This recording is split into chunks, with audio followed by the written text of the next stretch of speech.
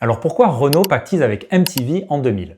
Déjà parce qu'ils tiennent à l'image de la Clio, jeune, moderne, bien dans son époque. Et aussi parce que MTV, avant même son lancement en France en juin 2000, est déjà une marque bien ancrée dans la culture pop. Un label prescripteur en termes de musique, pub, style, une machine à événements, cérémonies, stars, performances, et aussi un marqueur de jeunesse mondialisé avant même l'ère Spotify ou YouTube. Et hasard du calendrier, non c'est faux, évidemment qu'MTV avait tout intérêt à faire parler d'elle au moment où elle s'installe en France. Le lancement s'accompagne d'un spot devenu culte, on le regarde cette fois-ci jusqu'au bout.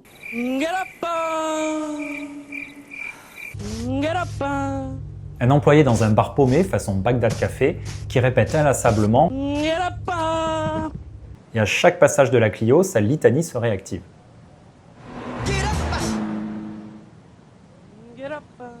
Puis révélation, dans la voiture ça écoute le vrai morceau alors que lui n'en captait qu'un micro-fragment. Renault Clio MTV with extra sound system.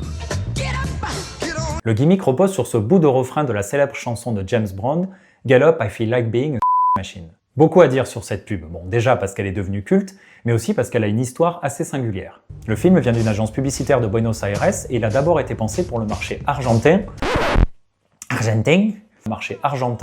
en 1999, un an donc avant la Clio MTV de chez nous. Et d'ailleurs pour une série limitée qui était très certainement basée sur la génération précédente de Clio. Et il a eu une reconnaissance énorme à l'époque, il a même remporté un Gold Lion au Cannes Lion 1999, un festival mondial de créativité publicitaire. Bref, le film avait tellement de potentiel qu'il est repris pour l'opération MTV en Europe. Et pourquoi ça marche aussi bien?